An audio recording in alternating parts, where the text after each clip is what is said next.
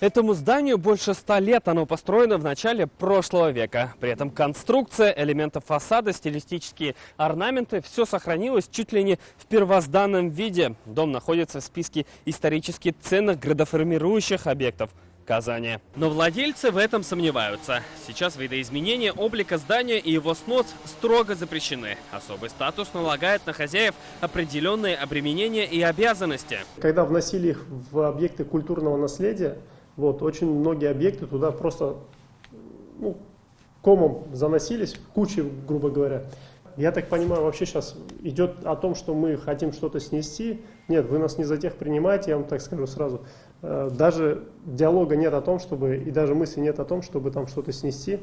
Но на законность мы все равно это дело проверим. Нам тоже они не нужны, эти дополнительные обременения. Так дело оказалось в арбитражном суде республики. Сегодня прошло уже 3-е заседание. Правда, истец на него не пришел. В ответчиках Комитет по охране объектов культурного наследия и Министерство культуры. Суд считает необходимым выяснить интерес заявителя, продолжение рассмотрения дела, вызвать его в судебное заседание.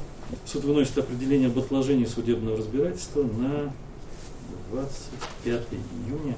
В профильном комитете исторический статус сомнению не подвергают. Безусловно, позиция комитета, она принципиальная. Этот дом вошел в список историко-градоформирующих объектов. Работа по определению предмета охраны исторического поселения была проведена в течение нескольких лет. А потому оснований для лишения здания особым статусом нет, отмечают в комитете. В любом случае, история еще не завершена, и мы будем за ней следить. Салават Ухмадуллин, Марат Зайдуллин, ТНВ, Казань. Авыр һәм мөмкин кадәр илә булу соралган вакытта ТНВ телеканалы тамашачыларга яраткан фильмын кабат карау мөмкинлеген бирә. Хәзер «Синең күзләр» фильмы ТНВ.ру сайтында бар. Бу көннәрдә өйдә булыйк.